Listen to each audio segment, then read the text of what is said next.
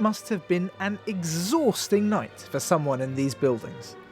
This morning, the Home Office and Business Department published a report into the impact of immigration on unemployment.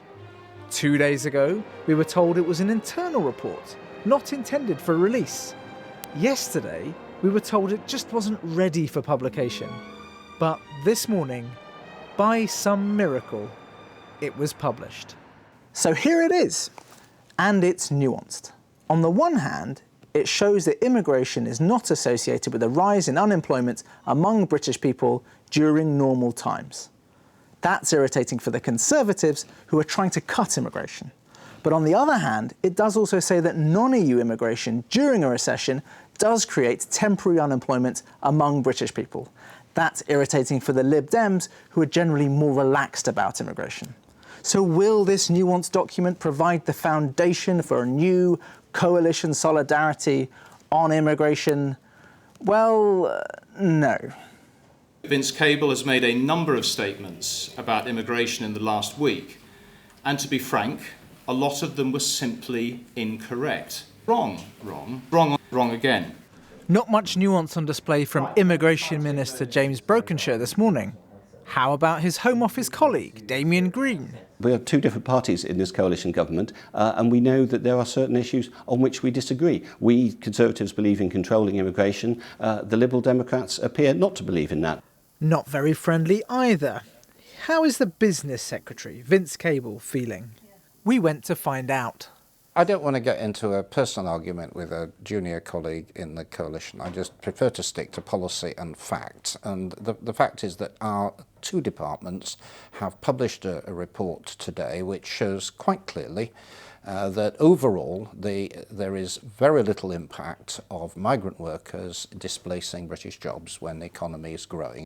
There's research from eminent economists at UCL showing there is an effect on wages on the lower end from immigration. If you're one of the people affected by that, the fact that the national effect of that is quite small isn't going to be much of a consolation, is it? No, we've got to look at the facts, and as you say, the evidence is such that does suggest that when we've had periods of very deep recession, as we had in 2009, 2010, that some British workers were displaced by migrants. We've got to be honest and upfront about that. And similarly, to the extent to which they are negative effects, they do bear down on the unskilled.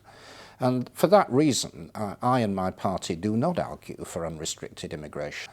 Are you more sympathetic to immigration than your Conservative colleagues because you think the research shows it's positive, or is it because you're a Liberal who thinks that people should have sorts of self-determination? No, a lot of my Conservative colleagues in government agree with me, particularly on things like overseas students, where they are worried that damage is done to the British economy by excessive and bureaucratic controls.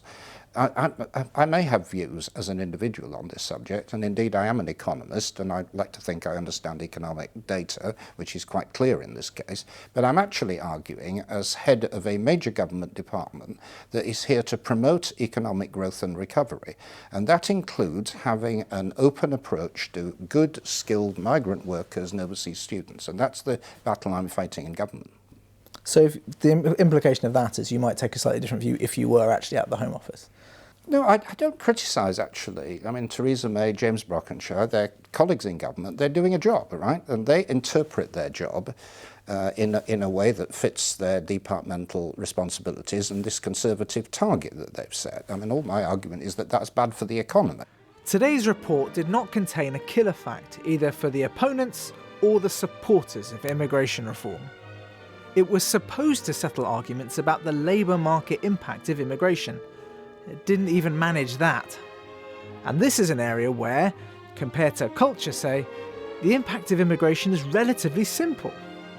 Don't expect a coalition reconciliation on immigration anytime soon.